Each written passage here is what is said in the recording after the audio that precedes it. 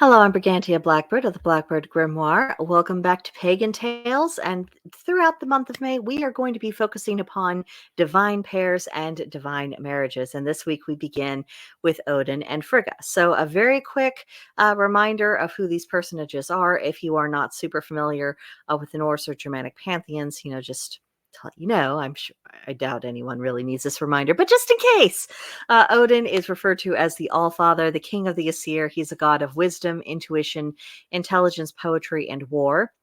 And Frigga is considered to be the All-Mother. These are both kind of symbolic titles.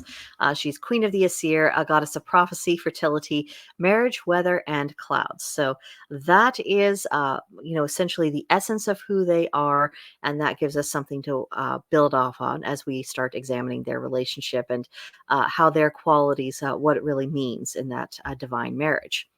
So I see them really as a union of intuition, because the one thing that Odin and Frigga really have in common, overwhelmingly so, are their perceptive powers.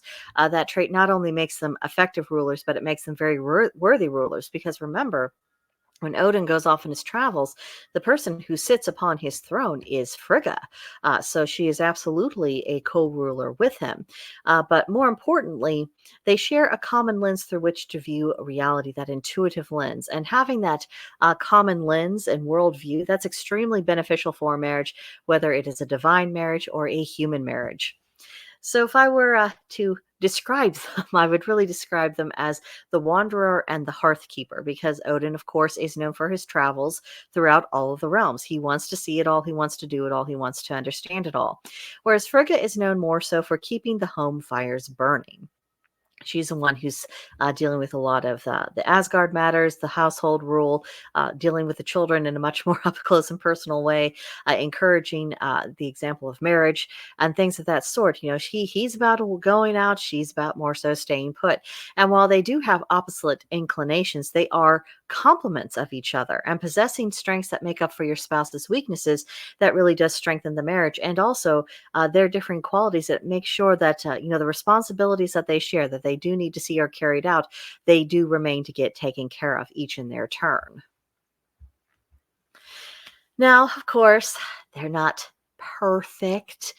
Perfection is an illusion, even more so in a relationship. So let's just throw out that idea out of the window right now. And can we just remind ourselves that the idea of perfection, whether it is in a relationship or in a deity, that is something that came out of Abrahamic ideology. And the reason why they constantly present their God as perfect, because if he loses his claim to moral authority, and also his origin story takes him back to a Canaanite pantheon instead of being this origin and creator of the universe, well, that really destroys any moral high ground for their religion, any idea that their God is in charge of deciding what's right or wrong, and certainly his claim to being the only, the almighty, and the ruler of everything. All that goes out the window. So they do either consciously or unconsciously, depending upon the person, they do rely upon this idea of the divine must be perfect or it doesn't count. Well, their God isn't perfect either.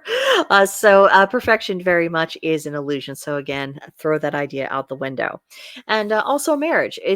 Marriage isn't about perfection. It isn't about everything always going well or you're always getting along. Marriage is a partnership. It's teamwork. It's about functioning together through good and bad. And you're going to have good and bad, whether you are in a human marriage or if we are talking about the gods and their divine marriages. It happens. There's the same cycles. There's a reason why so much of mythology focuses upon these cycles of the good times and the bad and the challenges and the rewards and all of this and that. It's because they are saying this is the nature of reality. If it is the nature of reality for us, you better believe it's the nature of reality for you. So, going on, what we do see with Odin and Frigga is that they do have some common values, but they have different skill sets. And I do find, just as a matter of observation, couples are much more successful when they're moving in the same direction and they want to move in that same direction and they have a commitment to each other and they're working in tandem, not just as people who are like, I'll be parallel with you, but I'm not really joined together with you. You do need to have that joining in order to really set yourself up for success. And of course, bringing unique skills to a union that benefits the whole. These varying perspectives, when they are received with respect, that it results in improved strategy. And while differences can and do cause conflict, the shared values are what restore unity and they help people find a way back to each other. And so that's really what I want to leave you with to contemplate about Odin and Frigga in the context of their marital union and what that can teach us and what aspects of their relationship we might strive for, particularly if we find ourselves in a relationship in which both ourselves and our spouse might have some similarities of temperament or similarities of worldview to each of these divine personages. It can provide some guidance for us if we just think about it and learn to apply it. So that's what I have for you guys this week. Next week, we're going to be talking about Loki and Sigyn. So I hope you be back for that. In the meantime, let me know what you think about this take about Odin and Frigga's relationship, in the comments below, or send me an email at brigantiablackbird@protonmail.com. And I'd love to hear your thoughts there. But that'll do it for now, and I'll see you guys next time. Bye.